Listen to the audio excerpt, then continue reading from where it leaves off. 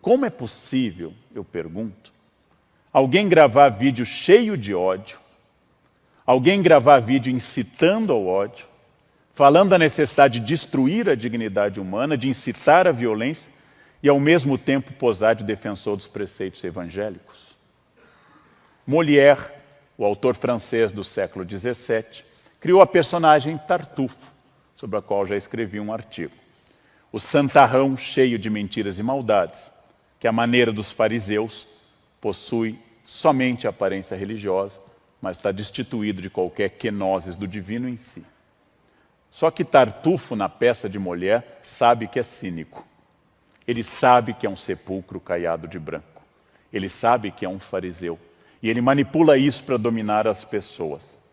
Será que todos os tartufos das redes sociais sabem que são falsos? Será que têm consciência que estão dizendo o que os outros querem ouvir e não sobre suas falhas? Sabe que o ódio e a violência são condenados de forma explícita e direta no Sermão da Montanha, núcleo duro do cristianismo.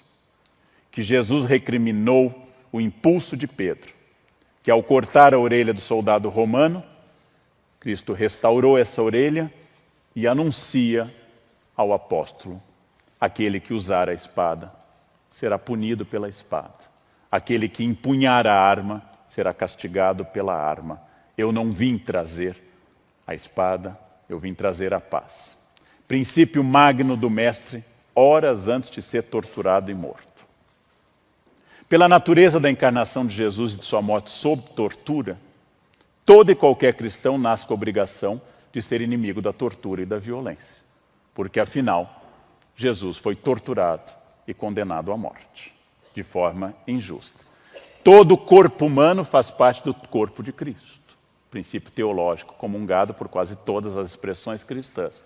Logo, qualquer tortura em um ser humano, independente da ação que ele tenha cometido, independente da sua orientação ideológica, é uma tortura no corpo de Cristo, que revive a cena daquele homem atado a uma coluna sendo chicoteado, coroado de espinhos e levando tabefes e cusparadas dos soldados. A tortura é oposta ao cristianismo.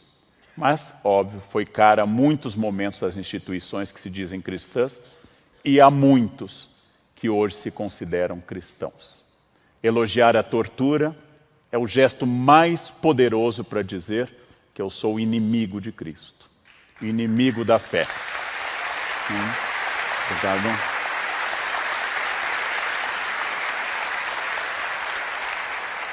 Não que a Bíblia, especialmente o Novo Testamento, proíba qualquer tipo de punição, mas proíbe a destruição do humano.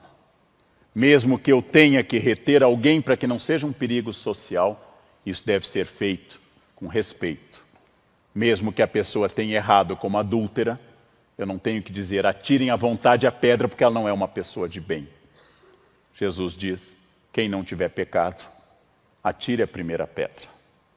Os homens de bem, entre aspas, porque naturalmente há homens de bem, há mulheres de bem, há pessoas de bem, de fato, mas eu vou usar essa expressão no sentido usual das redes sociais. Os homens de bem proclamam que os direitos humanos são para os humanos direitos. Frase contraditória, que eu ouvi várias vezes. Chamamos em filosofia isso oxímoro, contradição em termos. Ou seja, se são direitos humanos, pertencem a todos os humanos. Pertencem inclusive aos políticos. É tão radical essa frase que nós devemos dizer que todo senador tem direitos humanos. Todo deputado, todo presidente tem direitos humanos, porque ele é inerente à espécie humana. Não há direitos humanos porque eu pago impostos. Não há direitos humanos porque eu, Leandro, trabalho 14 a 16 horas por dia. Eu não tenho nenhum direito a mais do que a pessoa que não trabalha. Todos temos direitos humanos. Todos. Absolutamente todos, porque, como diz a expressão, são humanos. Com isso, nós temos que pensar que esses achismos, esses truísmos, que entram em conflito aberto com a vida de Jesus, que afinal, se alguém se deu ao trabalho de ler os 4 evangelhos, a frase é absurda. Jesus escolheu preferencialmente pecadores, desviados da sociedade, e fugiu dos doutores da lei e dos homens de bem da sua época. Jesus procurou as pessoas excluídas, os publicanos, as prostitutas, a adúltera, e disse que viera para eles e não para os que não precisavam de salvação. O cristão, mesmo dentro da chamada ordo amores que Agostinho fala, ao pensar por que eu amo mais minha mãe, meu pai e meus filhos do que uma pessoa distante, a ordo amores, o cristão é definido pela palavra misericórdia, pela compaixão, pelo perdão 70 vezes 7, símbolo hebraico do infinito. E é o mesmo quando é necessário interromper a ação de alguém violento, pois cabe a um cristão interromper a violência de alguém, impedir um crime, deve fazer por amor, por vontade de ajudar, por ser diferente do criminoso que ele condena, porque se ele agir como criminoso, ele passa igualmente a ser esse criminoso. Odiar o pecado e amar o pecador. Fórmula medieval complexa e muito interessante. Eu odeio que você seja um ladrão, porque roubar é errado, fere aos princípios básicos da sociabilidade. Eu odeio que você roube e vou fazer de tudo dentro da lei e dos direitos para que você pare de roubar, porque é errado roubar. Porém, eu não te odeio, porque você é um ser humano. Eu odeio o ladrão, não simplesmente o ser humano que rouba. Preceito medieval que foge à nossa ideia de bandido bom é bandido morto. Porque bandido bom é bandido morto é uma frase do paganismo. É uma frase daqueles que não conheceram a Jesus. É frase de um romano sem batismo, de alguém que jamais teve contato com o Evangelho e desenvolvia a ideia de que a justiça é a punição e a eliminação de quem eu considero desviante. O curioso não é a incoerência natural de todos nós, de mim, de qualquer pessoa, mas é afirmar a violência em nome de Jesus. Isso é o mais extraordinário. Ou seja, eu uso o Evangelho e uso a vida de Jesus, a quem eu digo seguir, para defender a violência, a tortura, a pena de morte e a destruição das pessoas. Adapto Deus ao meu universo moral. E aí o Deus customizado tem seu aspecto mais trágico. Faço Jesus defender a pena de morte, sendo que ele sofreu a pena de morte. Defendo a tortura em nome do bem, quando o supremo bem foi torturado. E excluo pessoas que não mereceriam a misericórdia ou a compaixão, em nome do Deus da misericórdia e da compaixão. Poderia ser chamado isto de um neopaganismo. Deuses humanos que protegem minha cidade da guerra.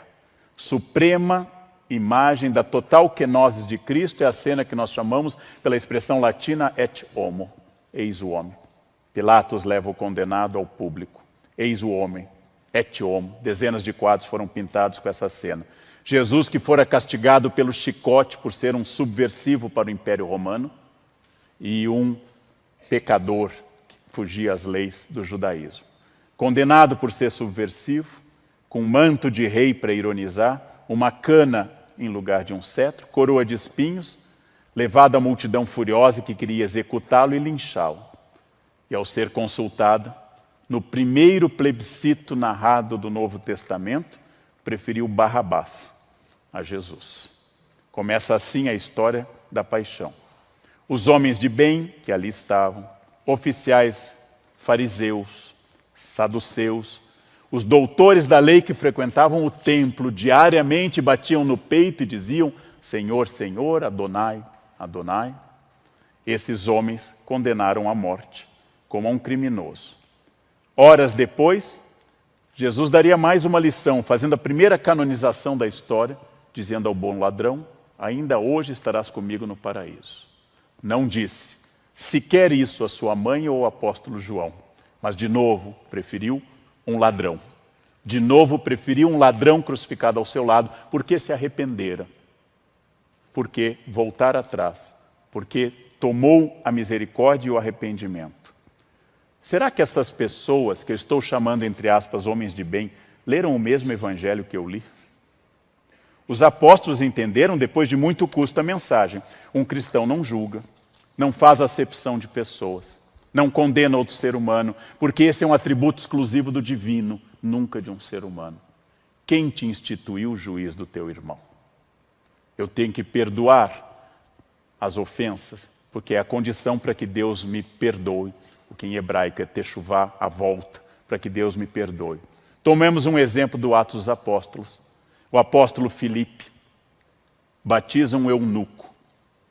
Imagina o apóstolo Filipe no século XXI em redes sociais, dizendo ao eunuco como um homem de bem transformado: você não pode ser batizado porque só existem homens e mulheres, você é um anormal, você tem disforia de gênero, você teve uma automutilação, você é um monstro e você vai destruir a família.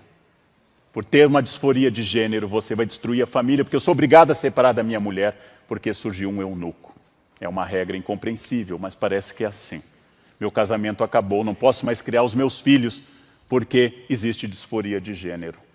A opção de um cristão de Filipe, que felizmente aprendeu o cristianismo de Jesus e não das redes sociais, é: eu vim para que todos tenham vida, e todos tenham vida em abundância. Todos, caso alguém não domine o conteúdo dessa expressão, significa todos. Todo significa todo e qualquer ser humano. Todo significa que todas as pessoas, com as suas infinitas variedades de gênero, de identidade sexual, de orientação política, que todos tenham vida. E tenham vida em abundância. Felizmente, a fé de Filipe não vinha de memes enviados pela manhã no grupo da família. Filipe tinha fé cristã e havia feito a quenoses, porque provavelmente, como uma pessoa de sua época, deveria olhar a um eunuco com resistência. Mas Filipe tirou o seu lado humano e se inundou do seu lado divino, sua quenoses, e olhou para o eunuco e o batizou, sem pedir que o eunuco fizesse uma redesignação de gênero. Bom, ele não customizava a sua fé. Filipe tinha ouvido exatamente do Mestre que a salvação era para todos. O Evangelho indica isso. Tudo mostra em Jesus permanentemente, ao longo dos 4 Evangelhos, a predileção pelos excluídos. Quem é o que olha para o outro? Não é o judeu, o povo eleito, não é o povo do livro, não é o povo a quem Deus revelou, mas Jesus diz: é o samaritano, aquele que não tem identidade judaica. Aquele que olha para o outro, esse entendeu o reino de Deus, não aquele que frequenta o templo, diríamos hoje, a igreja.